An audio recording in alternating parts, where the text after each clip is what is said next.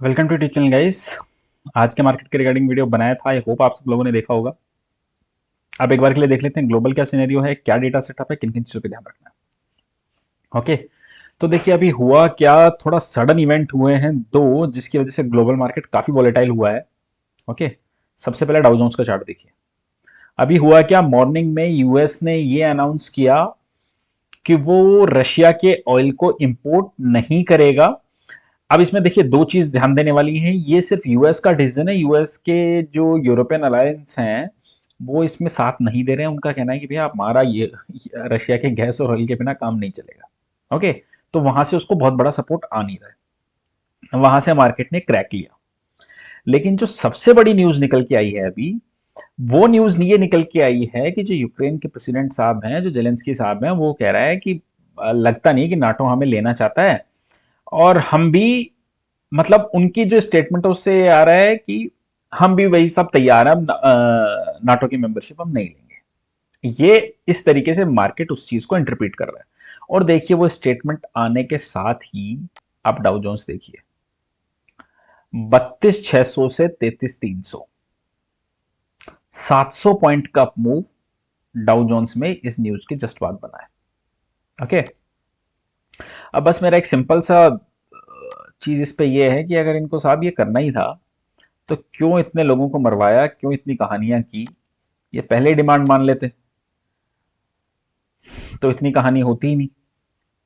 अगर आप पहले ही, आपको पहले भी पता था कि वो होता है ना कि दूसरे के बहकावे में आके आप जबरदस्ती पंगे ले लेते हो। ना नाटो ने मदद की, ना यूएस ने मदद की, जबरदस्ती रशिया से पंगा ले लिया, अपना देश बर्बाद कर दिया। ओके, अब इवेंचुअली आप मान रहे हो, लेकिन उसका फायदा क्या निकला? अपने देश की इकोनॉमी आपने बिठा दी, लोगों को मरवा दिया। चलिए छोड़िए, उस डिस्कशन पे नहीं जाते हैं। तो ये जो न्यूज निकल के आई है उसके बाद में देखिए बहुत जबरदस्त वाली शॉर्ट कवरिंग डाउन में आई है। लेकिन क्या ये कंफर्म चीज है, इससे युद्ध रुकेगा, ये देखने वाली चीज है। ये आने के बाद में लेकिन शॉर्ट कवरिंग आई है मार्केट्स में। ओके, और भी चीजें देखते हैं इसके बाद क्या हुआ है। यूएस विक्स देखिए, शार्प फॉल। बल्कि अगर आप देखेंगे यूएक्स विक्स का 15 मिनट चार्ट, तो दिन में आज ये ऊपर जा रहा था, 37 के लेवल पे था, उसके बाद ये भी गिर रहा है। डॉलर इंडेक्स ऑलमोस्ट 99.253 पे था, 98.8 पे आ गया है। जो मेन चीज देखने की है, जहां से मुझे लगता है सबसे ज्यादा क्लू मिलेगा, वो है यू ऑयल मार्केट। आज ऑयल फिर से 130 तक पहुंच गया था, ये डब्ल्यूटीआई है। ओके, 130 तक पहुंच गया था, लेकिन जैसे ही ये न्यूज आई, ऑयल में भी कूल ऑफ आया है। तो देखने वाली चीज है कि ये आगे स्टेटमेंट कैसे आते हैं और इस चक्कर में लड़ाई रुकती है या नहीं। ये बात हो गई हमारे इसको लेके। ओके, जो स्टेटमेंट है। अब हम आ जाते हैं हमारे निफ्टी पे। देखिए निफ्टी ने क्या किया आज। अब देखिए दो चीज हुई। ये एक दो दिन पहले का फ्री ट्रेड था 16,200 के पास का। ओके, तो लग रहा है कि शायद जैसे निफ्टी उस फ्री ट्रेड को जाके टच करके और जो गैप है उसको भी फिल करने की कोशिश कर सकता है, अगर ये न्यूज पॉजिटिव रही तो। ओके, चार्ट आज पॉजिटिव है, डेटा मिक्स्ड है, कोई बहुत तगड़ा पॉजिटिव डेटा नहीं आया है। लेकिन अब आ जाते हैं मेन चीज पे। ओके, नीचे से मार्केट रिकवर किया, बहुत अच्छी बात है, निफ्टी भी किया, बैंक निफ्टी भी किया। ओके, लेकिन जिस तरीके का डेटा आ रहा है, देखिए इन्फ्लेशन के चक्कर में तो हम सब फंस चुके हैं और ये इतना इजीली जाएगा। तो ये कहना कि ये बॉटम बन गया है, देखिए ये मैंने ही कहा था 15,700 का लेवल आएगा, जब हम 16,800 17,000 पे थे। जब हमने ये 16,900 का लेवल तोड़ा था, 800 का लेवल तोड़ा था, तब मैंने कहा था कि 15,700 टारगेट बनता है, आया भी। मैंने ये भी कहा कि अब आपको इन्वेस्ट करना चाहिए 15,700 आते ही, वो भी ठीक था। मैं ये भी कह रहा हूं कि 15,500 से लेकर 800 के बीच में बॉटम बन जाना चाहिए, वो भी बात ठीक है। लेकिन सवाल देखो यहाँ पे ये आता है कि क्या ये बॉटम फॉर्म हो चुका है? मुझे अभी नहीं लगता। अभी कहना जल्दबाजी होगी। देखिए हमने इन्वेस्ट किया, अपने लेवल्स पे जो हमारे टारगेट के थे। अगर वो लेवल ब्रेक होगा तो नीचे के लेवल पे और इन्वेस्ट करेंगे, पहली चीज। दूसरी चीज, आप इसमें समझिए जब बॉटम बनता है तो मुझे नहीं लगता कि इतना इजीली ये बॉटम बनेगा। एक बार ऊपर नीचे मार्केट होगा, हो सकता है एक बार के लिए वापस से प्रीवियस लॉस को टच करने की कोशिश करें और फिर से थोड़ा कंसोलिडेशन मुझे लगता है यहां पे होना चाहिए। उसके बाद एक बॉटम फॉर्मेशन के साइन आएंगे। लेकिन लेकिन अगर निफ्टी 16,500 के ऊपर चला जाता है, निफ्टी 16,500 के ऊपर चला जाता है, तब ये माना जा सकता है कि एक बार के लिए short term bottom, temporary bottom यहां पे बन चुका है। ओके, ये बात हो गई अपनी निफ्टी को लेके। Same with bank Nifty.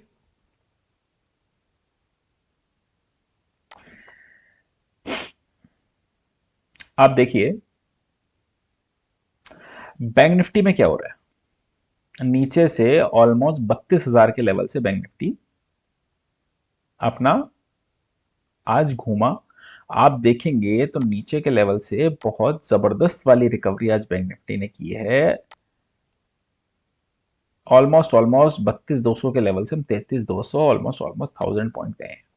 तो बैंक निफ्टी पे भी वही चीज है जो मैंने निफ्टी पे कही। ओके, अब बैंक निफ्टी में देखने वाली बात क्या होगी कि बैंक निफ्टी में जब हम एक बार के लिए गैप फिल करके 34,200 के ऊपर की क्लोजिंग दे देंगे, तब हम मानेंगे कि बैंक निफ्टी का भी शायद टेम्परेरी बॉटम बन चुका है। ये बात रही निफ्टी और बैंक निफ्टी की। अब एक बार के लिए मैं बहुत जल्दी से डेटा पे आता हूं और जो कॉल्स डिस्कस की थी पिछले कुछ दिनों में उन पे आता हूं, क्योंकि कुछ बताना रहेगा उनमें। ओके, देखिए इंडेक्स में शॉर्ट है 16,000 कॉन्ट्रैक्ट्स, लॉन्ग सिर्फ 3,000 लेके गए हैं।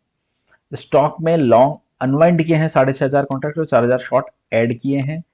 85,000 call long corresponding 53,000 call short, 70,000 put long corresponding 37,000 put short. बहुत ही मिक्स डेटा है लेकिन 10 टू नेगेटिव साइड है। तो अब देखिए मैं जल्दी से क्यों चीजों पे आ रहा हूं, क्योंकि जो मैं कॉल देता हूं मैं ये बताना चाह रहा हूं कि आपको बहुत कन्विक्शन के साथ दी जाती है। देखिए पीवीआर लॉन्ग दिया था, इस ऐसे मार्केट में भी पीवीआर ने स्टैंड किया है। डेल्टा कॉप बहुत अच्छे तरीके से वहां पे रहा ये स्टॉक भी। जो आपको नीचे के स्टॉक दिए थे, आप ये देखिए अशोक लीलैंड मैंने आपको 118 के लेवल, 18 से 20 के लेवल पे दिया था। अशोक लीलैंड आज 93 टच करके आया है। Okay, Godrej consumers